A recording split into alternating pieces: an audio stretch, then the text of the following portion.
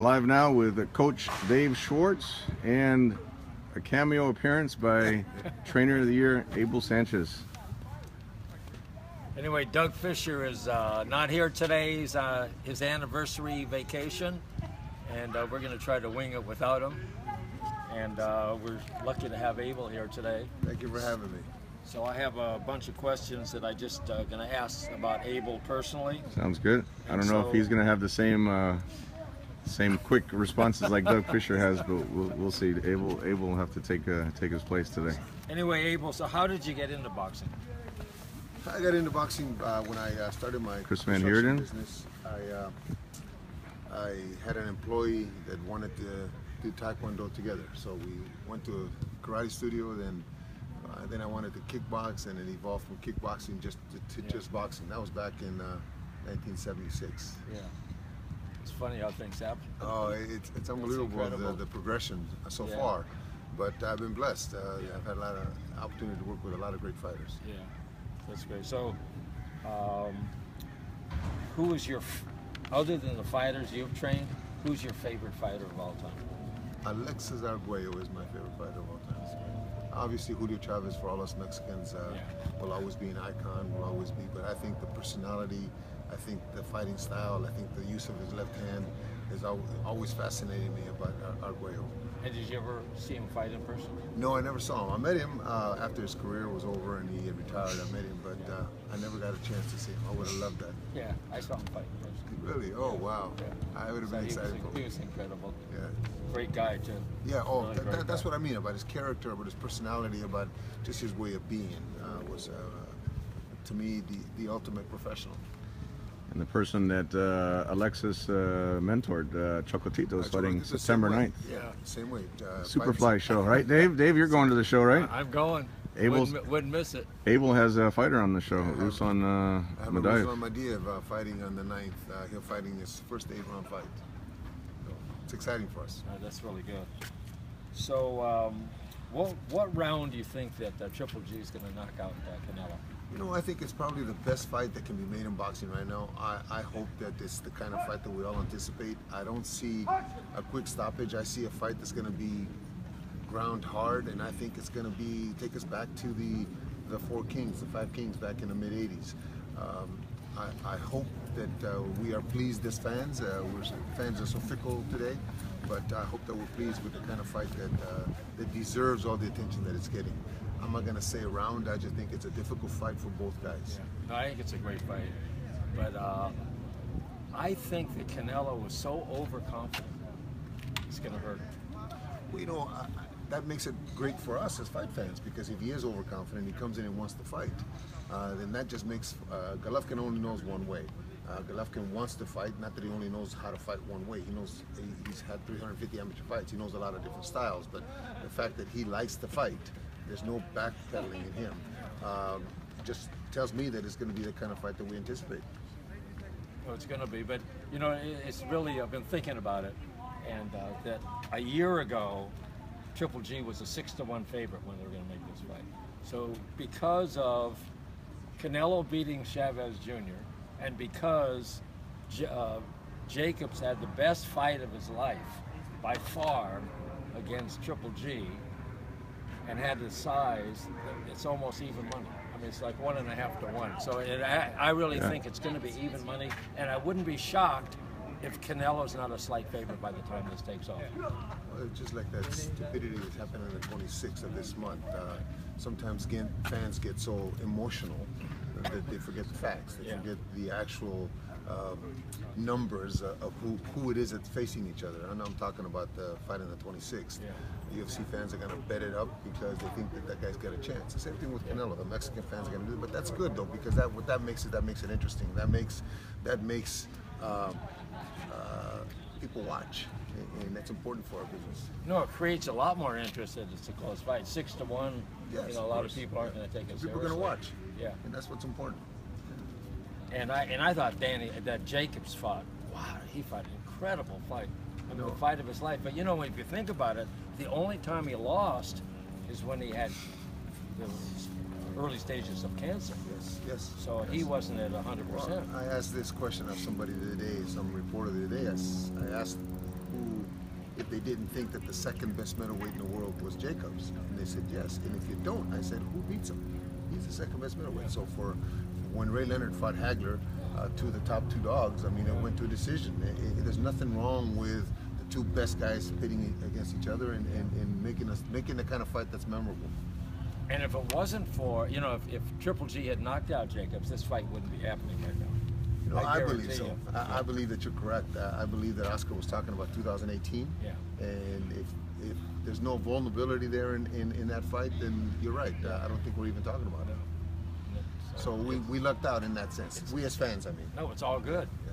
It's all real good. Yes. And also the other thing I like about what's happening now, you don't really hear anything about what's happening in the camps. I mean, it's all quiet in both camps, actually. Yeah, well, you know, that's the way it should be. Unfortunately, there's so much speculation all the time. Everybody talking. The social media, as we're talking on social media right now, this social media lends itself to rumors. And I think that hurts our business because there's no anticipation for that night. There's, oh, well, he's hurt, or oh, he's not looking good in sparring, or then what happens fight night is there's no surprise. You know? Yeah.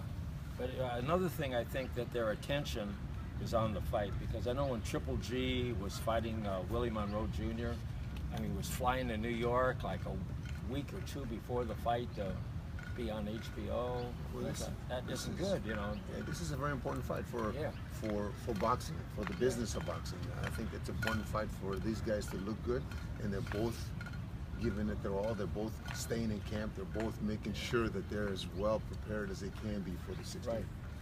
And mentally. Yeah, you know, mentally more than physically. Right. You know that they're great fighters. Right. Both of them are great fighters. Right. But if they're not there mentally, if they're not there ready to do battle, head-wise, mental-wise, then we won't have that spark. Well, you know, they're budgeting their energy in the right way. Yeah. So speaking of the fight on the 26th, I mean, it's a joke, but you know, I'm not that against it. I mean, if they want to, I mean, it's totally WWE, and it's getting more bizarre and more bizarre. And I don't think it really hurts the Triple G fight. I actually think it might help it in a way. It's bringing all this awareness. It's every place, and I think, you know, the people who are going to buy it aren't people that might buy the Triple G Canelo fight. So I don't think it's really going to take away from that. I think it might add to it a little bit. It's a double-edged sword. I think that what happens with you, we talking about that fight, we're talking about both fights, so it's publicizing both fights. You're correct. But it is, people have to understand what it is and what the fight on the 16th is. The fight on the 26th is right. You're right. It is a WWE. It has been that kind of promotion. The fight on the 16th of September is probably the best fight in a long time between two of the top guys in their prime. At the right time. At the right time. And two of the most marketable guys, right, Abel? That's where the rare thing is. You got two of the best fighters plus two of the most marketable fighters, right. which is we not didn't always wait 5 the years case. to do it. We didn't wait 6 years. It wasn't about waiting 3 or 4 more years and making it twice the money fight for the fighters. It's about getting them in there while the fans are still hot about it. It's the way it should be. Yeah, absolutely. So, do you guys understand how great Tom Loeffler is? No, seriously. I mean, this guy is so calm. I mean, and even the way he prices out the tickets, like, you know, when Triple G fought the first time to step up, you know, everyone else, they would have had these huge high prices. He had it so that people are fighting for tickets at the right price. He broke the attendance record, Dave, It was incredible. Yeah.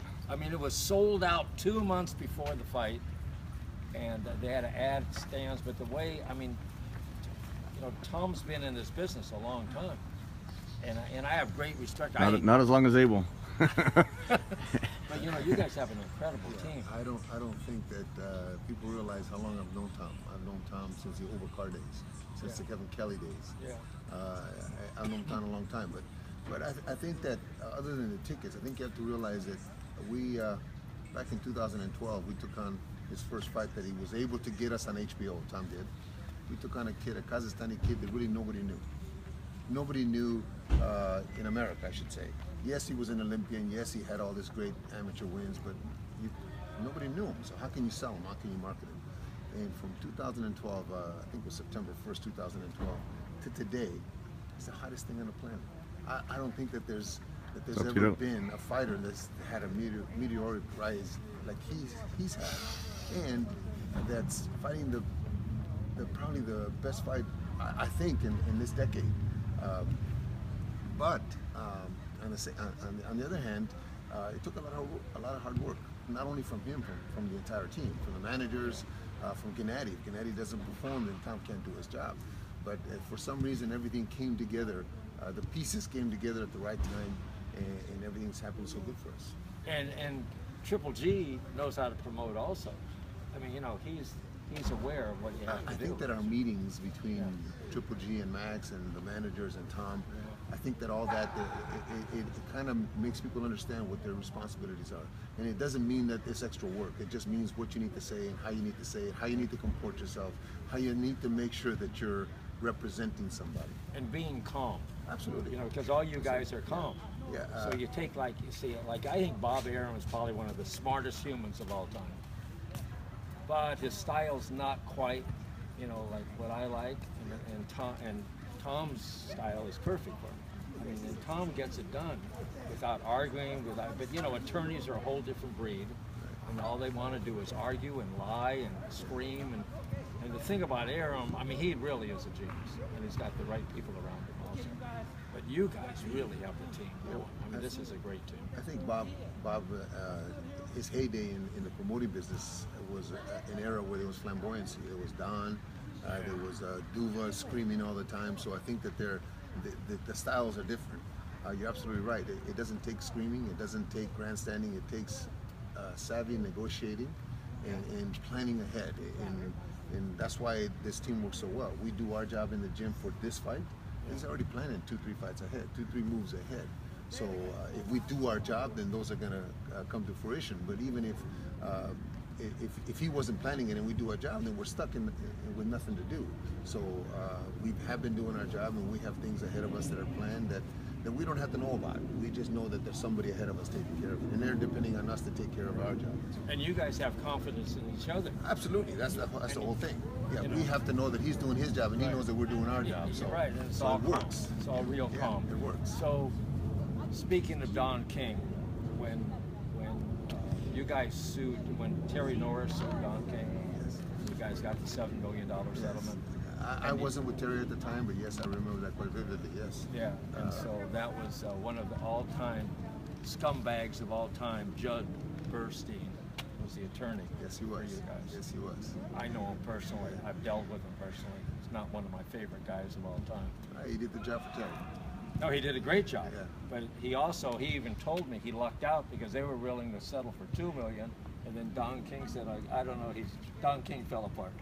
Well, I think it comes a point where he's always been smart enough as a businessman. I think whether you like him or dislike him, he's been smart enough to know to see the writing on the wall and just get it over with, and let's go on to the next one. Yeah, you have that money. It's good. You can do that when you have that backing. Yes, Yeah. of course. So how's Terry Norris doing now? Terry's doing well. I invited him to the Jacobs fight. He was there for us. He was very excited, very happy. We got him in the back. So he's doing very well. He's got a wife that's treating him very well, that's teaching him, or I should say working with him on the speech therapy, and he's doing extremely well. He's got a little gym in his area.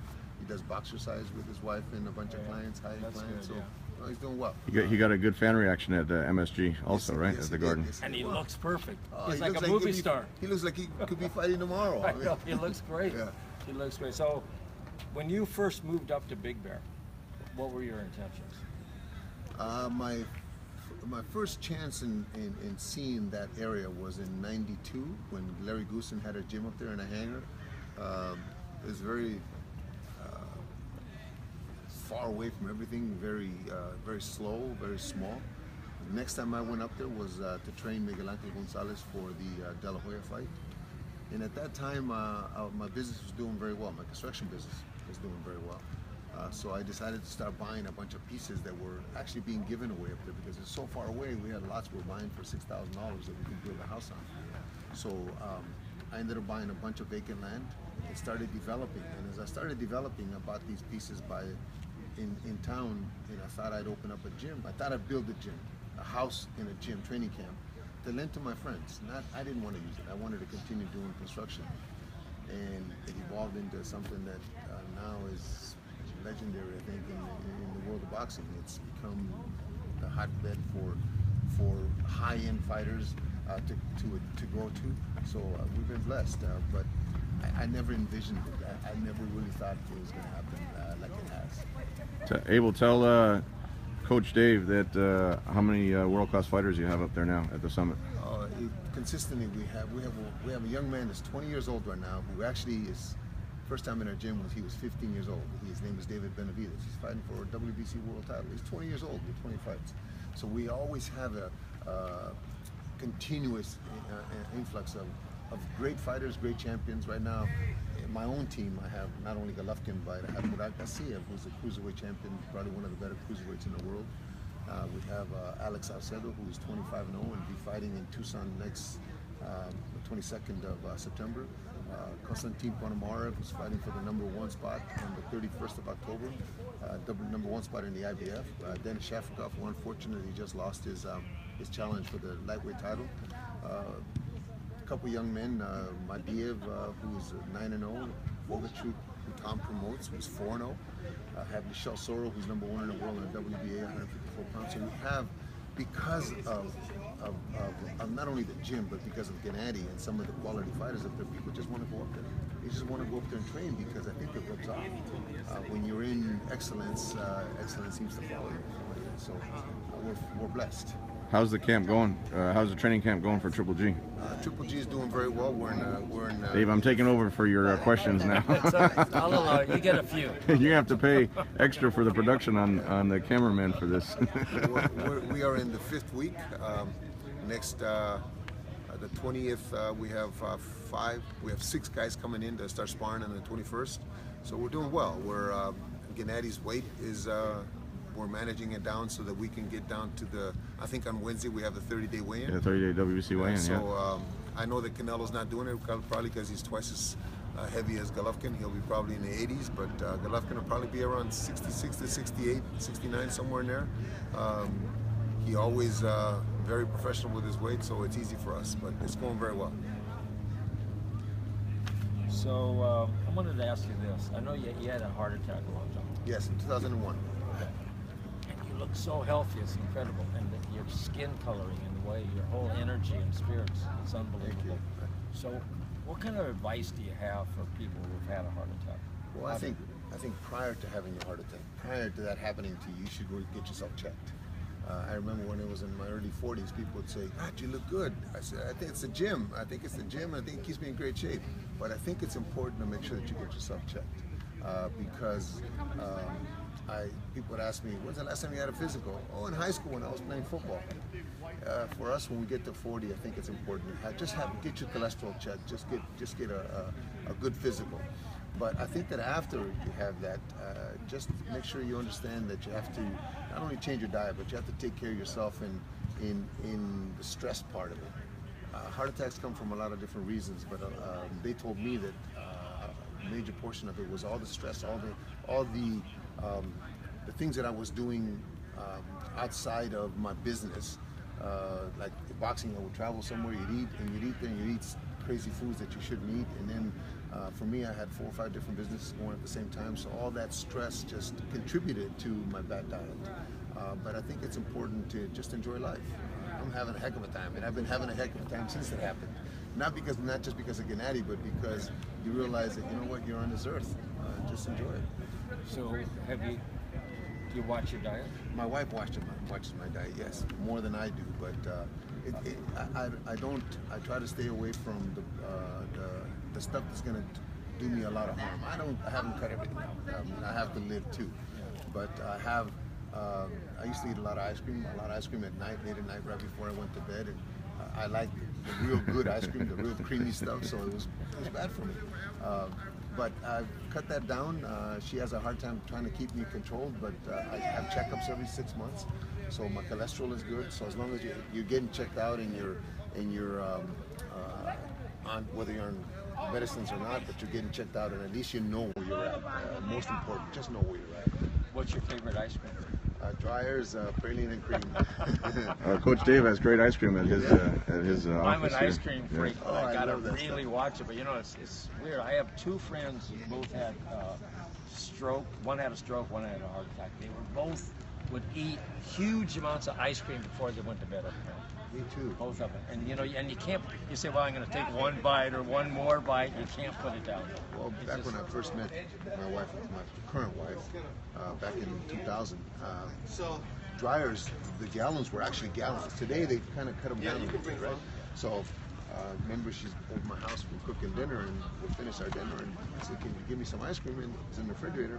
She comes over to the plate with a scoop of ice cream. I said, no, wait a minute here.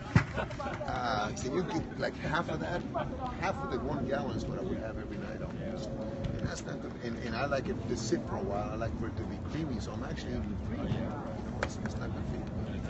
Oh, unbelievable. Dave, we're gonna have to cut it short. I told Abel I'd take him for breakfast. Yeah. Before we cut it, though, I brought this for you to give to Abel Abel.